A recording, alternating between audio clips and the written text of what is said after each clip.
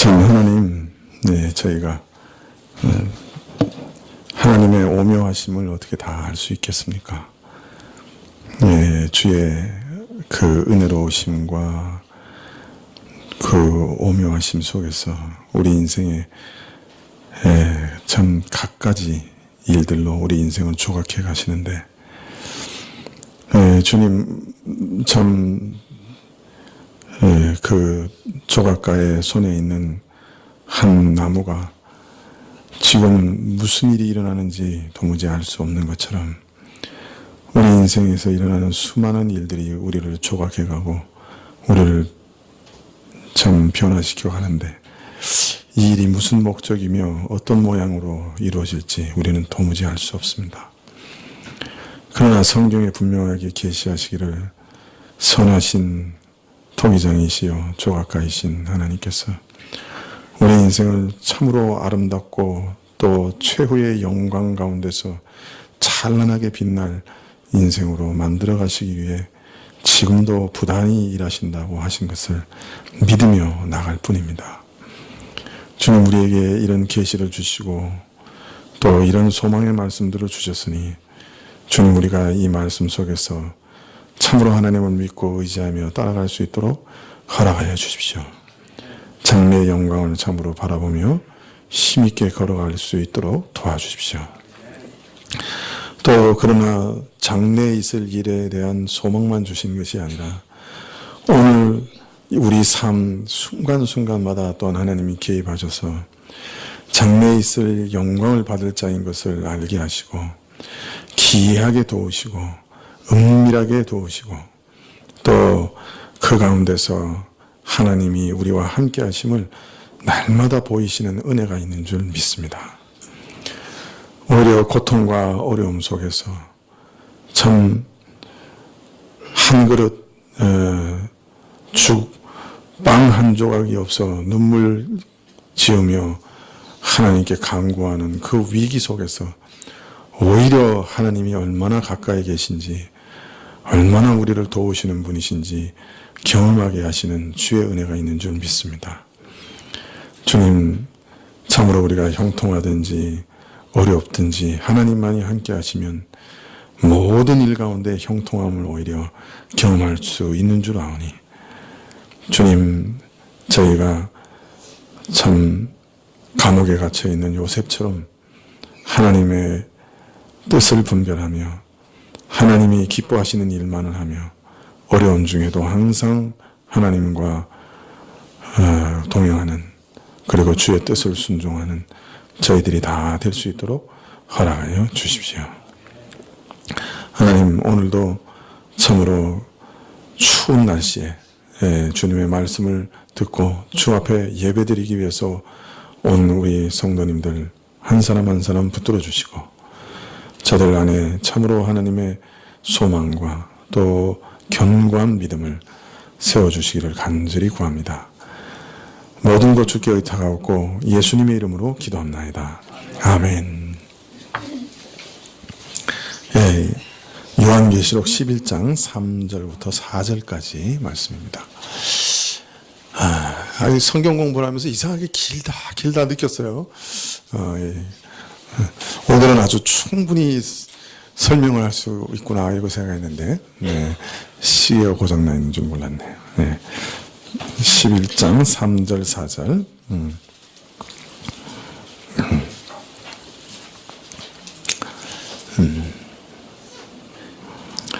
내가 나의 두 증인에게 권세를 주리니 저희가 굵은 베옷을 입고 1260일을 예언하리라.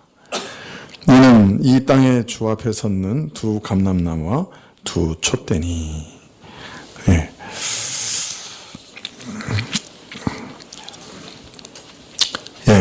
늦게 시작했지만 끝나는 시간은 동일하게 끝나겠습니다.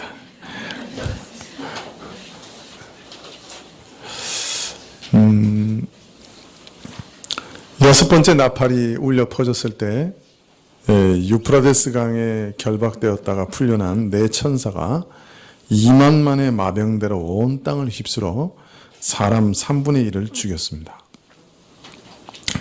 자, 그러나 사람들은 이런 재난을 겪으면서도 회개하지 않았죠. 더욱 집요하게 죄악을 고집하였습니다.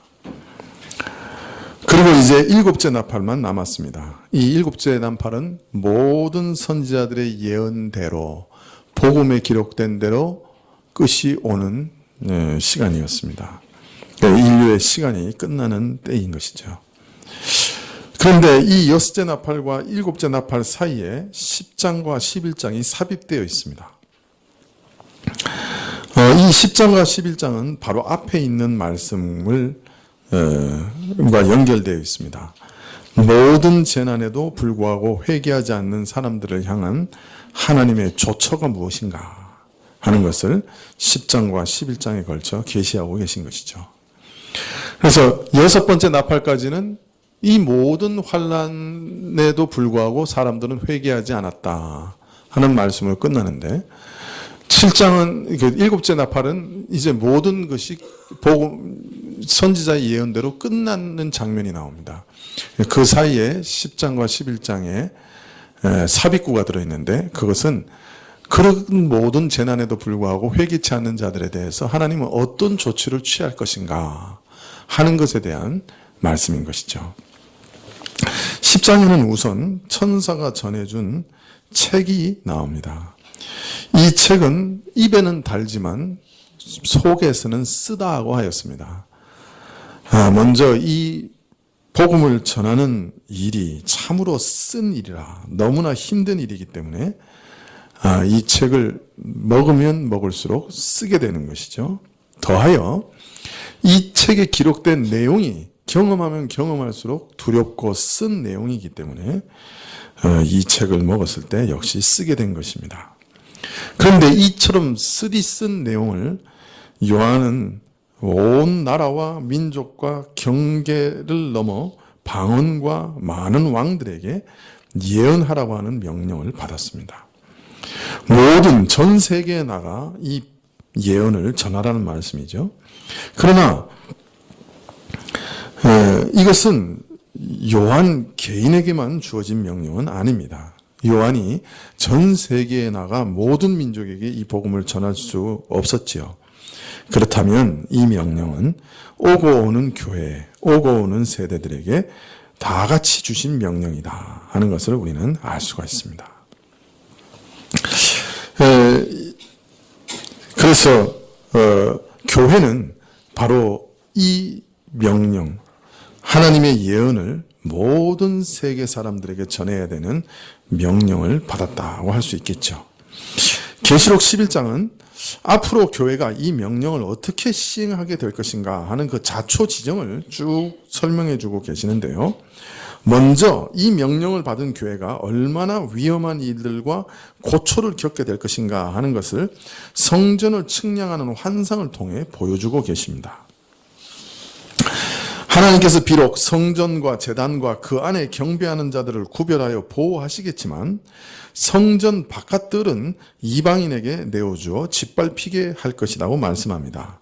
42달 동안 성전 바깥들이 이방인에게 주어져 짓밟히게 될 것입니다.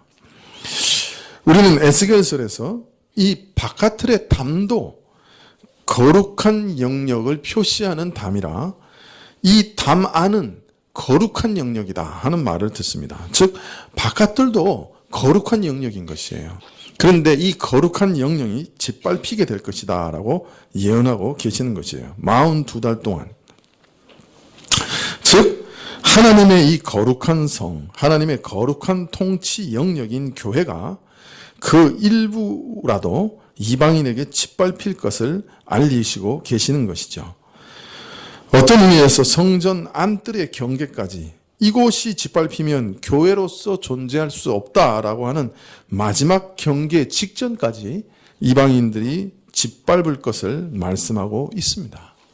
즉 교회는 교회됨을 상실하는 그 마지막 경계선까지 이방인들에게 짓밟히는 그런 어려운 일도 당할 수 있다라고 하는 것을 하나님 11장 초도에 보여주고 계시는 것이죠.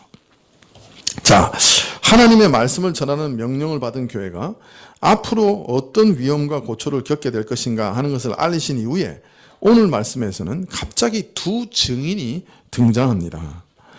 3절에 내가 나의 두 증인에게 권세를 주리니 저희가 굵은 베옷을 입고 1260일을 예언하리라. 이는 이 땅의 주 앞에 섰는 두 감람나무와 두 촛대니. 그냥 읽으면 이 말씀 정말 이해가 안 되죠. 무슨 말입니까? 이 두 증인이 누구냐 하는 것이 이제 관건이 되겠죠. 갑자기 두 증인이 등장하니까 아무 설명 없이. 근데 물론 뒤에 쭉 설명이 붙어 있지만 이 두 증인이 누구냐? 이어지는 4절에는 이 두 증인을 누구라고 얘기합니까? 예? 두 감람나무하고 또 두 촛대라 그렇게 얘기합니다. 그러니까 두 증인은 두 감람나무요 두 촛대라. 그리고 10절에 보면 이 두 증인을 두 선지자다 이렇게 또 얘기합니다. 그러니까 이 두 증인은 두 감람나무로도 불리고 두 촛대로도 불리고 두 선지자로도 불립니다. 자, 여기서 분명한 건 한 가지 있어요. 다 둘이라는 말이에요. 두 증인, 두 촛대, 두 감람나무, 두 선지자. 다 둘이 붙었어요, 앞에. 그건 분명해요. 왜 둘이 붙었을까요? 네. 두 증인이 누군지도 모르는데 왜 둘이 붙었는지 어떻게 알 수 있겠어요? 자, 이 두 증인이 누구냐? 정말로 그 의견이 많습니다. 주장이 많아요. 많은 분들은 이 계시록의 특수한 표현을 문자 그대로 받아들였어요. 그래서 이 두 증인은 말세에 나타나서 엄청난 이적을 보이며 사역할 특별한 어떤 두 인물이라고 생각했어요. 근데 이렇게 생각하고 주장하는 사람들 중에 특별히 이단들이 많았어요.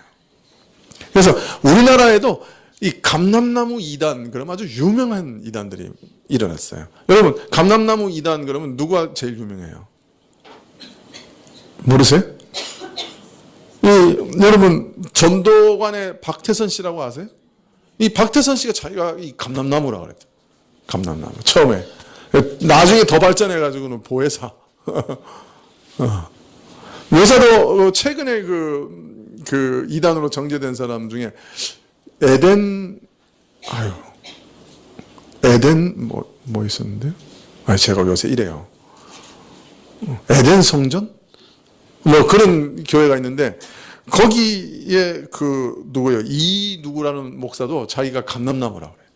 네, 감람나무다. 네, 신천지도 아마 이런 교리가 있을 거예요. 감람나무에 대한 교리가 있을 거예요. 다 자기가 감람나무라는 거예요.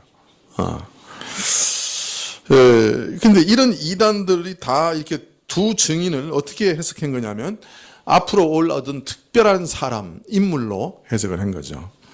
자, 이런 생각은 그 초대교회부터 있었어요.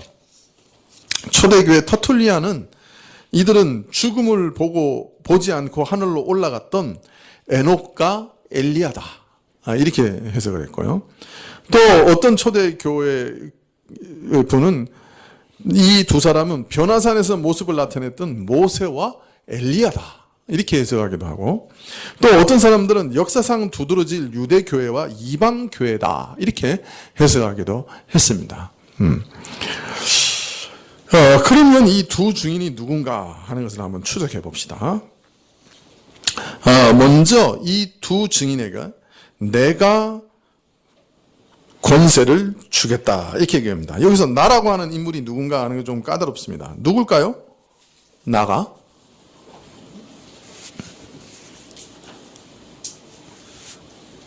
앞에 있는 문맥을 아무리 따져봐도 갑자기 등장하는 거예요. 이 나라고 하는 분이. 그래서 하나님이나 또는 그리스도이신 것 같은데 분명치 않아요. 그러나 어느 쪽으로 봐도 뭐 별로 큰 차이는 없죠. 그러나 요한계시록 자체가 그리스도께서 요한에게 알리시는 계시잖아요.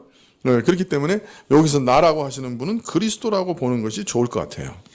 그래서 나의 증인이라고 하셨으니까 그리스도의 증인이다 이런 뜻으로 받아들이면 좋을 것 같아요. 그래서 이 두 증인은 누구의 증인이에요? 그리스도의 증인이다 이렇게 받아들일 수 있습니다. 자, 이 두 증인에게 무언가를 주십니다. 한글 성경에는 권세를 준다고 번역되어 있는데 원문에는 목적어가 없이 그냥 내가 주리라 이렇게 되어 있어요. 그걸 이제 우리는 권세를 넣은 거예요.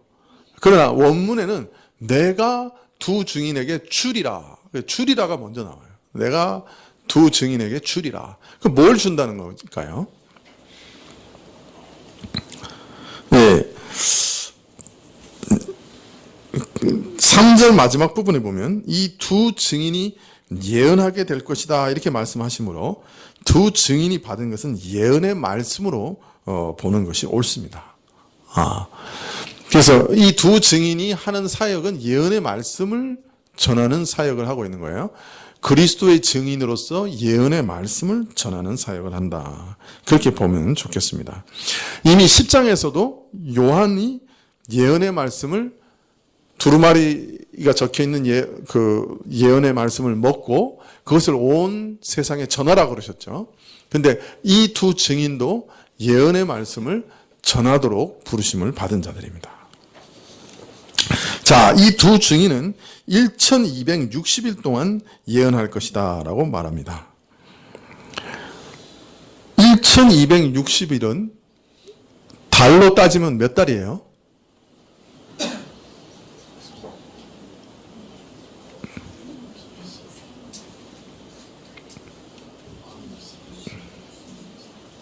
네? 1260일은 달로 따지면 몇 달이에요?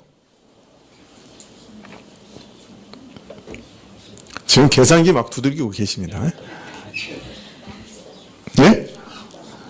41달하고 조금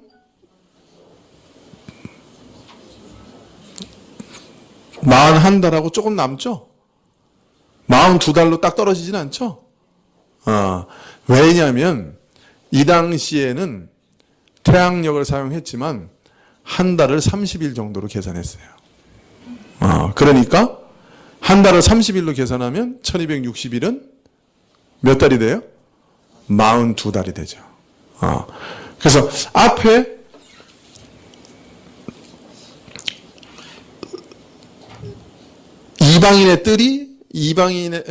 바깥들이 이방인에게 짓밟히는 기간이 얼마였어요? 42달이죠. 그런데 그것을 날수로 계산해서 어떻게 말하고 있는 거예요? 1260일이라고 말하고 있는 거예요. 그러니까 지금 1260일은 앞에 있는 42달하고 같은 거예요? 틀린 거예요? 같은 거예요. 자, 그러니까 이 두 증인이 예언하는 기간은 교회가 일부라도 이방인들에게 짓밟히는 기간과 똑같은 기간이에요. 즉 성전 측량을 통해 알리신 그 교회의 환난과 핍박의 기간과 이 두 증인이 증거하는 기간이 똑같은 것이에요. 자, 그런데 여러분 42달 1260일 한때 두때 반때는 다 같은 말이라고 그랬죠. 그래서 한때 두때 반때는 2년 반을 나타내는 것이고 그것을 달수로 계산하면 42달이고 날수로 계산하면 1260일이에요. 이게 같은 것이에요. 그런데 이 한때 두때 반때 또는 42개월 42달 1260일은 어떤 기간이라고 얘기했어요? 기억나세요? 제가 다니엘서 이렇게 얘기하면서 말씀드렸는데 예수님의 초림부터 재림까지의 기간이에요. 이게 12장에 가면 더 분명하게 나타나요. 아주 분명하게 나타나요. 12장에 가서 더 자세하게 말씀을 드릴 건데 이 1260일은 예수님의 초림부터 재림까지의 기간이에요. 자, 그러니까 42달이라고 하는 것은 예수님의 초림부터 재림 기간까지 교회는 계속해서 이방인들의 공격을 받아서 심지어는 그죠? 이것이 무너지면 교회가 아니다라고 할 정도의 선까지도 침공을 받는다. 이방의 침공을 받는다. 이게 교회가 이 초림부터 재림까지 겪을 환란의 모습이에요. 이 교회는 늘 세상으로부터 침공을 받는다는 거예요. 자, 그런 기간 동안 이 두 증인은 계속해서 예언적 사역을 하는 거예요. 초림과 재림 사이에. 자, 그러니까 이 두 사람을 어떤 개인의 증인으로 보는 해석이 맞는 거예요? 틀린 거예요? 틀리죠. 왜냐하면 예수님 초림부터 재림까지 살아있는 사람이 있었어요? 없죠. 초대교회부터 지금까지 계속해서 예언사하고 있는 개인이 있어요? 없죠. 그래서 두 증인, 두 선지자, 이것은 문자적으로 두 인물을 가리킬 수 없는 것입니다. 이것이 좀 더 분명하게 드러나는 것은 계시록 11장 7절 이하부터에서도 그런데요. 계시록 11장 7절 이하에 보면 저희가 그 증거를 마칠 때 무정행으로부터 올라오는 짐승이 저희로 더불어 전쟁을 일으켜 저희를 이기고 저희를 죽일 터인즉 저희 시체가 큰 성길에 있으리니 그 성은 영적으로 하면 소돔이라고 하고 애굽이라고도 하니 곧 저희 주께서 십자가에 못 박히신 곳이니라. 백성들과 족속과 방언과 나라 중에서 사람들이 그 시체를 사흘 반 동안을 목도하며 무덤에 장사하지 못하게 하리로다. 이 두 선지자가 땅에 거하는 자들을 괴롭게 한 거로 땅에 거하는 자들이 저들의 죽음을 즐거워하고 기뻐하여 서로 예물을 보내리라 하더라. 여기 두 증인은 나중에 짐승과 그죠? 무정행에서부터 올라오는 짐승과 더불어 전쟁을 일으켜요. 예. 여러분, 이 두 인물이 전쟁을 한다. 이런 말이 좀 어울립니까? 싸웠다. 두 사람이 싸웠다 하는 말은 어울리지만 두 사람이 전쟁을 일으켰다. 이게 말이 좀 매치가 안 되는 말이죠. 그죠? 그리고 이 두 인물이 죽은 시체를 모든, 이게 복수인데요, 원어에는. 모든 백성들, 족속들, 방언들, 나라들에서 나온 사람들이 보고 또 그것을 즐거워한다. 이렇게 얘기하고 있어요. 그러니까 이 두 사람이 죽는 것을 전 세계 사람들이 다 즐거워한다는 거예요. 왜냐하면 이 전 세계 사람들을 이 두 사람이 괴롭혔기 때문에. 여러분, 두 사람이 얼마나 영향력이 강하면 전 세계 사람을 괴롭힐까요? 그리고 그 두 사람이 죽은 것을 전 세계 사람이 다 기뻐해요. 그리고 그 시체를 전 세계 사람이 다 보고 있어요. 다 보았어요. 네. 여러분, 그 두 사람이 죽었는데 전 세계 사람이 그 시체를 다 볼 수 있을까요? 그것도 사흘 반 동안만 있었는데, 사흘 반 후에는 부활했는데, 사흘 반 동안에 전 세계 사람이 그 시체를 다 볼 수 있을까요? 이건 뭐가 좀 안 맞는 거죠. 언밸런스한 거죠. 그러니까 이건 일 개인으로 볼 수 없는 거죠. 자,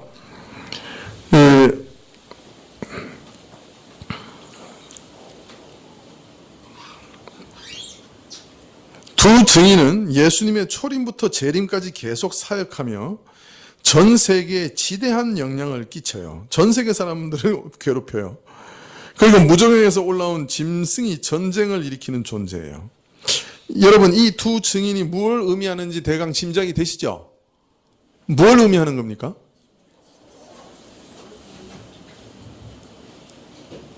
자, 예수님의 초림부터 재림까지 예언 사역을 계속, 예언의 말씀을 계속 전파하여 이 두 사람은, 이 두 증인은 그러면서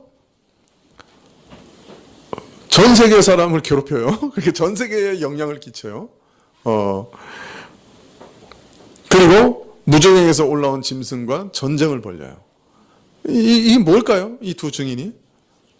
네, 교회죠. 여러분 짐작하신 대로.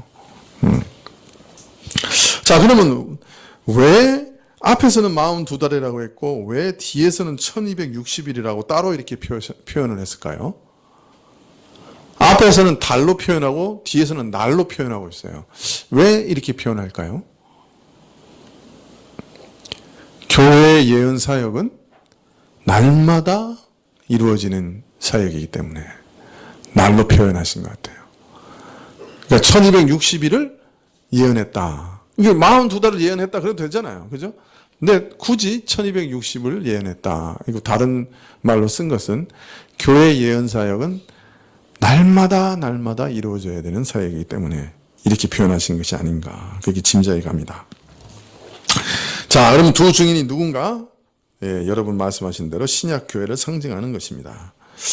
자, 그렇게 보아야 할 것은 무엇보다 두 증인을 두 촛대라고 하는 점에서 우리는 확증을 얻을 수 있습니다. 두 증인이 교회를 상징하는 것이다 라고 하는 것을 분명하게 보여주는 것이 촛대라는 말인데요. 계시록에서는 촛대는 항상 무엇을 상징했습니까? 교회를 상징했습니다. 네, 계시록에서 1장 12절에 보면 몸을 돌이켜 나더러 말한 음성을 알아보려고 하여 돌이킬 때 7 금촛대를 보았는데 이렇게 얘기하고 있고, 계시록 1장 20절에 보면 내 본 것은 내 오른손에 7별의 비밀과 7 금촛대라. 7별은 7 교회의 사자요 7 촛대는 7 교회니라 이렇게 얘기하고 있어요. 그래서 촛대는 항상 계시록에서는 교회를 상징하는 것이었습니다. 자, 그런데 문제는 7 촛대를 7 교회라고 하셨고, 그래서 계시록에서는 촛대는 교회를 상징하는 것이라고 우리가 이해할 수 있는데 1, 2장에서는 7이라는 완전수로 7 촛대라고 했는데 여기서는 이상하게 또 2 촛대라고 그래요. 왜 2 촛대라고 했을까요?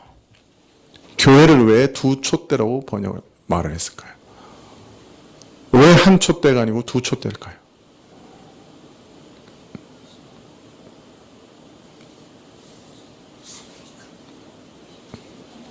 우리는 항상 계시록을 뭐로 풀어왔어요? 구약으로. 구약에서 두 증인, 2 촛대.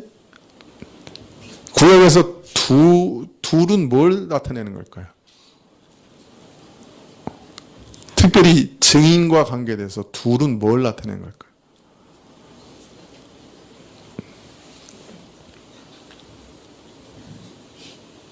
자,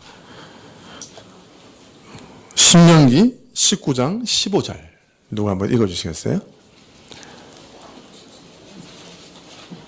신명기 19장 15절.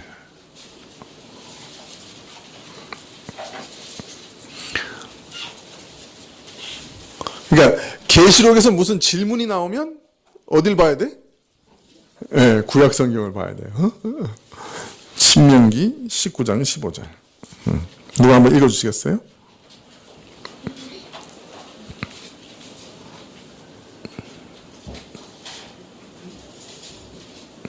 사람이 아무 악이든지 무릇 범한 죄는 한 정인으로만 정할 것이 아니요 2 정인의 입으로나 3 정인의 입으로 그 사건을 확정할 것입니다. 네. 자, 재판을 할 때 증인이 오잖아요. 그런데 한 사람의 증인은 효과가 있어요, 없어요? 없어요. 인정하지 않아요. 증언으로 인정하지 않아요. 구약에서는 재판을 할 때 증거를 갖추려면 몇 사람이 필요해요? 2세 증인이 필요해요. 2세 증인이 필요해요. 그래서 어떤 사람의 증언이 효과가 있으려면 최소 숫자는 몇 명? 2입니다. 2세 증인이니까 최소한 2은 있어야 돼요. 혼자서 증언하는 것은 증언에 효과가 없어요. 자, 오늘 말씀에서 2 증인, 2 촛대, 2 감람나무, 2 선지자, 왜 2이 계속 강조되어 나오느냐? 그것은 율법의 규정을 염두에 둔 상징이라고 할 수 있어요. 7 촛대는 모든 교회를 강조하고 있고 2 촛대는 증거하는 교회를 강조하고 있다고 할 수 있어요. 앞에 이미 교회에게 작은 책을 먹게 하시고 그 책의 예언을 온 세계에 나가서 증거하게 하셨어요. 그죠? 그리고 이제 교회를 2 증인으로, 그죠? 다시 묘사하고 계시면서 이 2 교회, 2 촛대, 2 선지자, 2 감람나무는 증언하는 교회다라고 말하고 있는 거예요. 그래서 증언 사역을 감당하고 있는 교회이기 때문에 2이라고 말하고 있는 거예요. 왜냐하면 이 증언 사역이 법적인 효력을 갖추려면 2, 3 사람 이상이 증언해야 하기 때문입니다. 예, 두 증인으로 하여금 증거하셨다, 하게 하셨다 하는 것은 법적인 요건을 완벽하게 갖추어서 그 증언을 누구도 부인할 수 없도록 하신 것입니다. 만일 저들이 이 증거를 부인하면 법적 효력을 부인하는 책임을 지게 하시는 것입니다. 그래서 교회가 증언하는 이 증언은 하나님이 보증하시고 또 교회 자체가 보증하고 천사가 보증하고, 그죠? 온 우주가 보증하는 참된 말씀인 거예요. 이 말씀을 거부하면 그 벌은 참으로 중하고 또 중한 거예요. 네. 완벽하게 법적인 효력을 갖춘 증언이 우리에게 주어졌는데, 하나님이 맹세로 보증한 약속이 우리에게 주어졌는데, 하나님의 사심을 두고 맹세하신 하나님의 언약이 우리에게 주어졌는데, 우리가 그것을 믿지 않고 우리가 그것을 거부하면 그것에 대한 엄중한 책임을 지게 되는 것이에요. 그래서 두 증인이라고 말하고 있는 것이에요. 진실을 증언하는 교회이기 때문에 만일 이것을 거부하면 믿지 않는 것에 대해서 변명할 수 없다라고 말하고 있는 것이에요. 자, 그런데 이 두 증인에 대해서 4절에 이는 이 땅에 주 앞에 섰는 두 감람나무와 두 촛대다 이렇게 말하고 있어요. 예. 왜 두 감람나무와 촛대라는 말이 나오느냐? 이것은 두 증인이라고 말하면 일반적인 의미에서 증인을 세우는 것을 우선적으로 생각하게 되는데, 두 감람나무와 두 촛대라고 말하므로 이 증인이 그냥 세상 법정에서 증언하는 일반적인 증인과는 달리 매우 특별한 지위와 권세를 갖고 있는 증인들이다라고 하는 것을 알리고 암시하는 말씀입니다. 두 감람나무와 두 촛대란 말은 이 증인을 하는 자들의 특별한 지위를 나타내고 있는 것이에요. 이 두 감람나무와 두 촛대라는 말은 스가랴서의 예언을 배경으로 하고 있습니다. 그러면 스가랴서로 가봅시다. 스가랴서 4장 1절부터 6절까지 좀 길지만 누구 한번 읽어주십시오. 스가랴서 4장 1절부터 6절까지.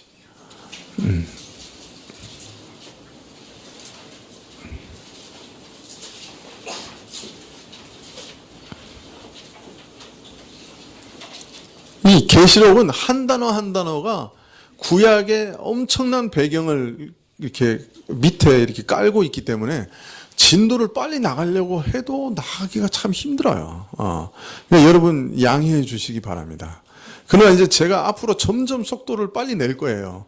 저도 계시록에 지쳤어요, 사실.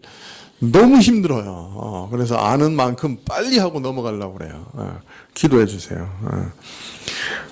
그렇지만 사실은 이거 한 단어 한 단어로 우리가 생각해 보면 이 뒤에 구약의 배경들이 이게 다 있는 거예요. 그러니 그냥 섣불리 그냥 휙 지나가면 무슨 뜻인지 알지를 못해요. 그러니까 또 구약의 배경을 가져와서 설명할 수밖에 없는 거죠. 그냥 두 증인이라고 하는 것은 구약적인 배경으로 봤을 때는 증언하는 교회를 나타내는 거라고 그랬죠. 자, 그런데 왜 굳이 또 두 감람나무와 두 촛대에 대해서 얘기하는 걸까요? 거기도 또 이유가 있어요. 자, 누가 한번 읽어주시겠어요? 스가랴서 4장 1절부터 6절까지. 내게 말하는 천사가 다시 와서 나를 깨우니 마치 가는 사람이 깨우임 같더라. 그가 내게 묻되 내가 무엇을 보느냐? 내가 대답하되 내가 보니 순금 등대가 있는데 그 꼭대기에 주발 같은 것이 있고 또 그 등대에 7 등잔이 있으며 그 등대 꼭대기 등잔에는 7 관이 있고 그 등대 곁에 두 감람나무가 있는데 그 하나는 주발 우편에 있고 하나는 그 좌편에 있나이다 하고 내게 말하던 천사에게 물어가로되 내 주여 이것들이 무엇이니이까 내게 말하는 천사가 대답하여 가로되 내가 이것들이 무엇인지 알지 못하느냐 내가 대답하여 가로되 주여 내가 알지 못하나이다. 그가 내게 일러 가로되 여호와께서 스룹바벨에게 하신 말씀이 이러하니 만군의 여호와께서 말씀하시되 이는 힘으로 되지 아니하며 능으로 되지 아니하고 오직 나의 신으로 되느니라. 네. 계시록의 말씀을 이해하려면 스가랴서를 이해해야 되는데 스가랴서를 읽어보면 도통 이게 무슨 말인지 알 수가 없어요. 그러니 이게 열리기 어려운 거죠. 자, 스가랴서 예언에서 두 감람나무는 감람나무가 뭐죠? 올리브유죠. 올리브 나무죠. 네. 그런데 이 두 감람나무는 아주 특이해요.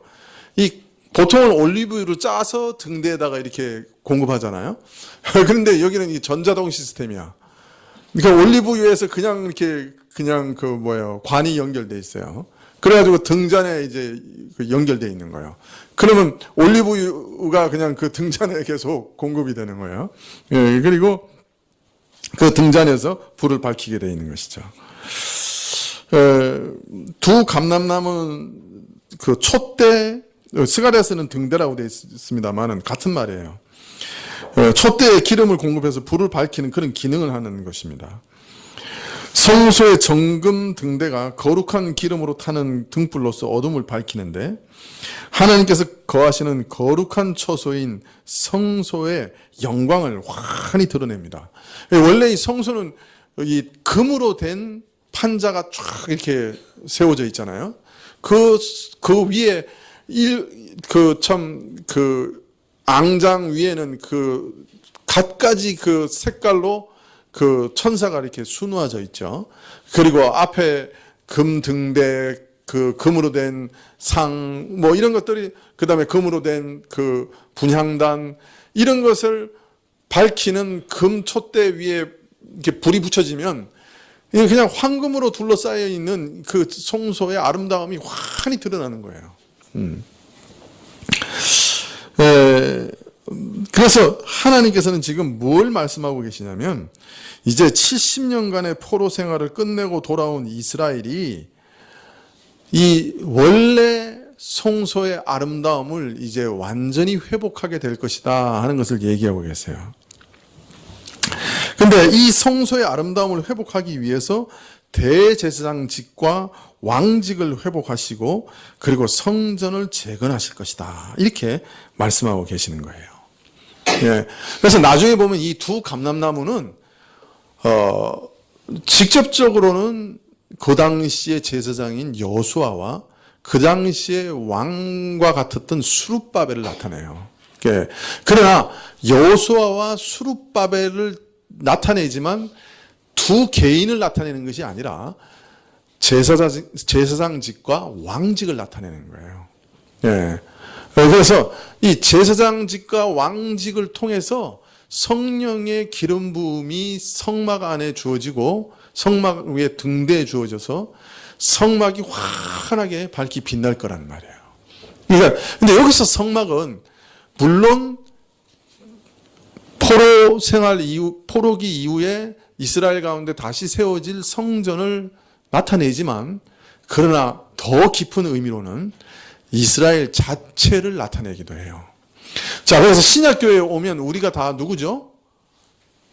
주의 성령이 거하시는 성전이라고 그러잖아요. 그래서 지금 이 등대는 그리스도가 거하시는 교회의 아름다움을 환하게 드러내는 그 교회의 영광을 드러내는 역할을 하는 것이에요. 그런데 이 교회의 영광이 드러나기 위해서는 반드시 성령의 기름 부음이 있어야 되고, 그런데 그 성령의 기름 부음은 반드시 두 직분, 제사장과 왕의 직분을 통해서 주어지는 거예요. 근데 물론 이 제사장과 왕 직분은 그리스도와 바로 연결되는 거예요. 그리스도 한 분이 왕직과 제사장직을 함께 가지고 계시는 거예요. 그런데 이 그리스도를 통해서 성령의 기름 부음을 받은 교회가 환한 그 교회의 영광을 드러내는데, 그러나 교회는 이 땅에 계시지 않잖아요. 하나님 우편에 앉아 계시잖아요. 그래서 그리스도는 하나님 우편에 앉아 계시잖아요. 그래서 이 땅에서 신약 교회에서 그러면 그리스도와 같은 역할을 하는 직분을 남겨두셨단 말이에요. 그게 누구예요? 베드로서에 보니까 우리 모든 성도들이 왕 같은 제사장이라 그렇게 말씀하고 계시죠. 그래서 이걸 다 그냥 이걸 설명을 해야 되나 말아야 되나 모르겠어요. 빨리 끝내려고 제가 2장을 왕창 떼먹었거든요. 그랬더니 이게 설명이 잘 전달이 되는지 안 되는지 모르겠어요. 이거는 하나 읽어갑시다. 스가랴서 4장 12절 한번 보십시다.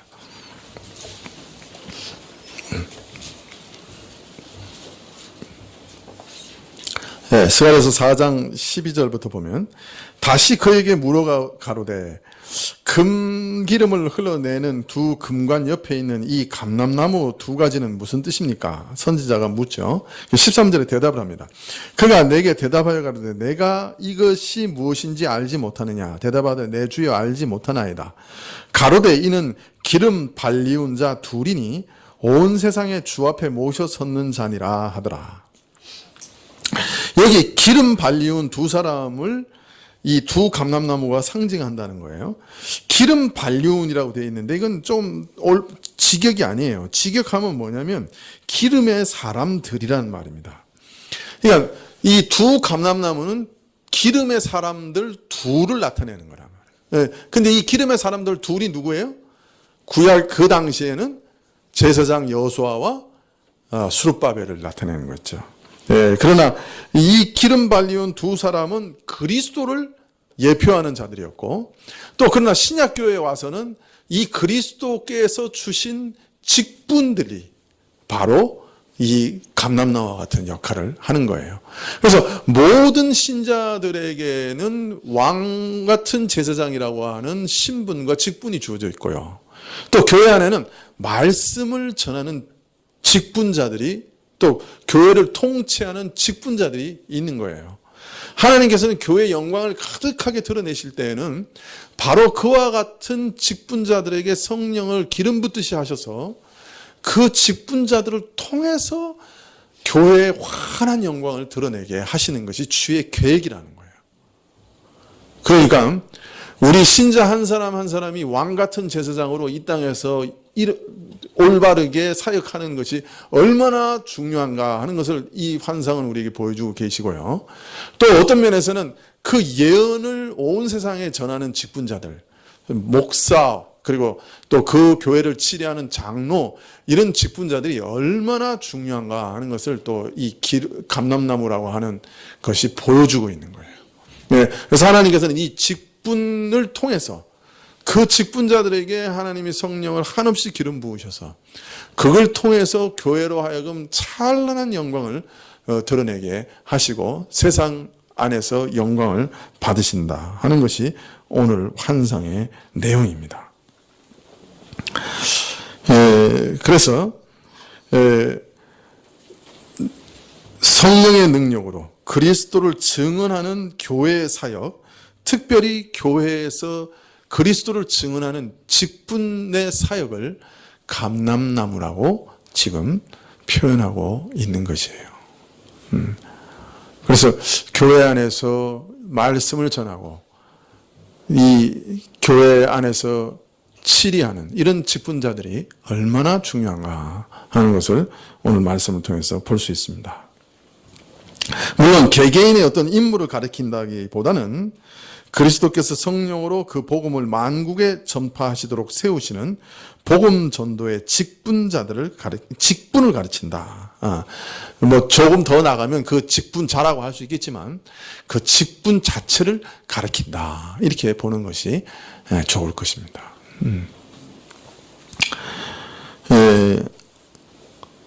두 장을 잘라 먹으니까 딱 3시가 됐습니다. 약속을 지켰습니다.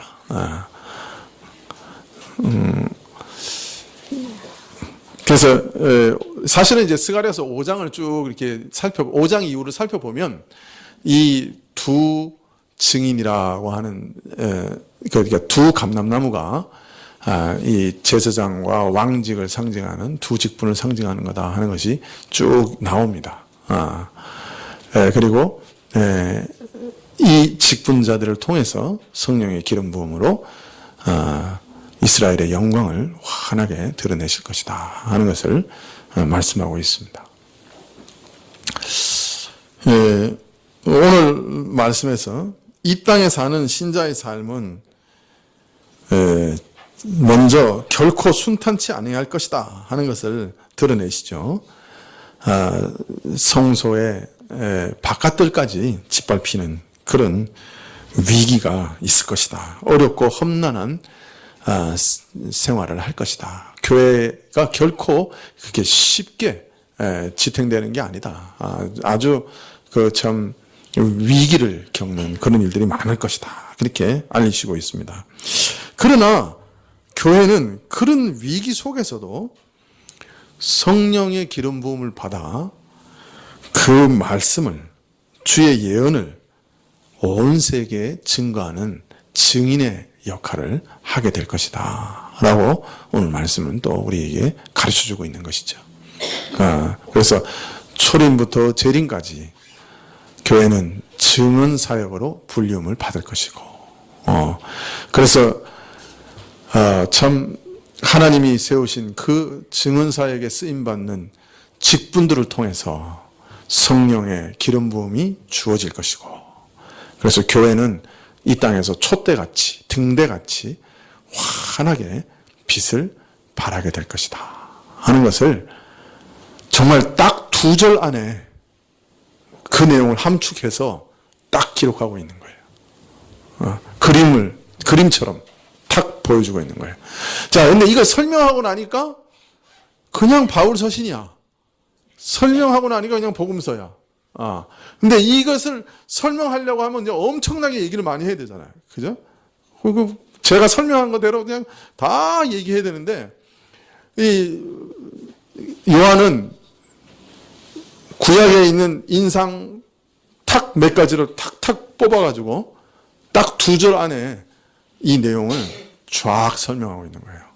그래서 앞에 그 환상은 성전 환상 하나 딱 가지고 그냥 그 측량하는 환상 하나만 딱 보여주면서도 그게 교회가 앞으로 겪을 그 수많은 위기들과 어려움을 한 그림 속에 탁 다 설명하고 있고, 두 번째는 그냥 두 증인이라고 하는 이 환상을 통해서 교회가 어떤 사역을 할 것인가, 그리고 그 영광이 어떨 것이고, 또 특별히 그것이 어떤 방식으로 그 직분자들에게 성령을 기름 부어서 이루어질 것이다 라고 하는 방식까지 그 구약의 그림을 가져와서 상징적으로 탁 보여주고 있는 거예요. 얼마나 대단한 능력이에요. 한 성령이 주시는 거죠. 그래서 단 2절 안에 이렇게 풍부한 내용을 그냥 탁 그림으로 보여주고 있는 거예요. 이게 요한계시록의 특징이에요, 이게. 그런데 사실은 그것이 다 구약과 연결되어 있고 구약의 배경을 가지고 해석하기 시작하면 풍성한 의미가 거기 다 들어있는 거예요. 사실은 이 한 절 안에, 4절 안에 스가랴서 내용이 다 들어있어요. 스가랴서의 전체 문맥이 다 들어있는 거예요, 사실은. 그래서 스가랴서의 전체적인 문맥을 이해하지 못하면 도대체 요한계시록이 무슨 말을 하는지 알 도리가 없는 거예요. 그러니까 엉뚱하게 내가 감람나무라고 하는 이단이 생기는 거예요. 그러나 구약을 가지고 잘 이해하면 아주 짧은 글 속에 어마어마한 구약의 내용, 책 한 권이 여기 다 들어있는 거예요. 그걸 우리가 알고 계시록을 읽으면 계시록이 풍성한 의미로 다가오는 거예요. 근데 문제는 그걸 다 해석해놓고 보면 그냥 바울 서신이야. 그냥 복음서야. 그냥 예수님 말씀하신 그 내용 그대로예요. 여러분 뭔가 새로운 것을 막 기대하고 이 두 감람나무가 뭔가 이러면서 혹시 실망하셨을지 모르겠지만 우리는 이단과 다릅니다. 기도하시겠습니다.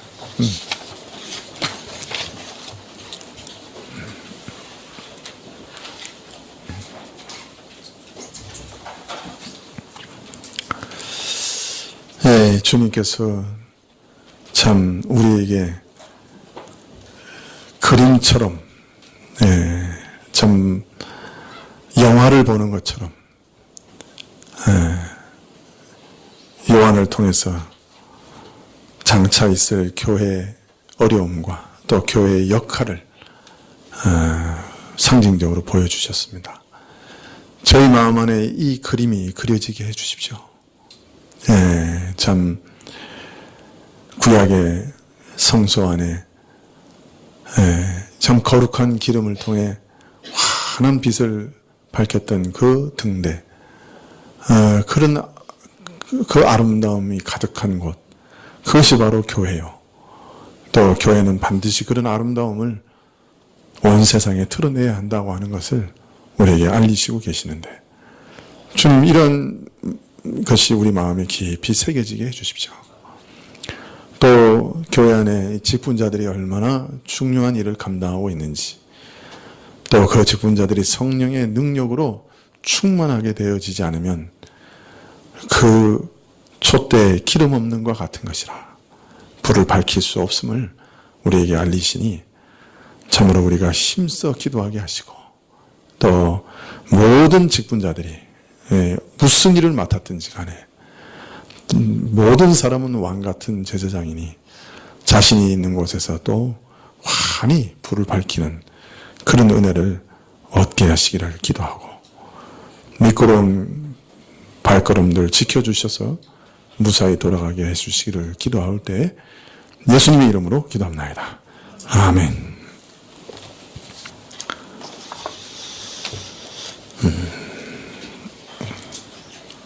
예. 이 계시록을 이제 잘 강의하고 또 잘 마칠 수 있도록 계속해서 기도해 주십시오. 이제 12장부터가 사실은 진짜예요. 예, 요 앞은 이제 서론적인 부분이죠. 계속해서 서론적인 것이 보여지고 있는데요. 하여튼 기도 많이 해주시면 고맙겠습니다. 이 구정들 잘 보내시고 또 오가는 길에 하나님 함께 해주시면 좋겠습니다. 잘 다녀오시면 좋겠고요. 주님 가르쳐주신 기도로 예배를 마치겠습니다. 하늘에 계신 우리 아버지시여, 이름이 거룩히 여김을 받으시오. 나라에 임하옵시며 뜻이 하늘에서 이룬 것 같이 땅에서도 이루어지이다. 오늘날 우리에게 일용할 양식을 주옵시고, 우리가 우리에게 죄 지은 자를 사하여 준 것 같이 우리의 죄를 사하여 주옵시고, 우리를 시험에 들게 하지 마옵시고 다만 악에서 구하옵소서. 대개 나와 권세와 영광이 아버지께 영원히 있사옵나이다. 아멘.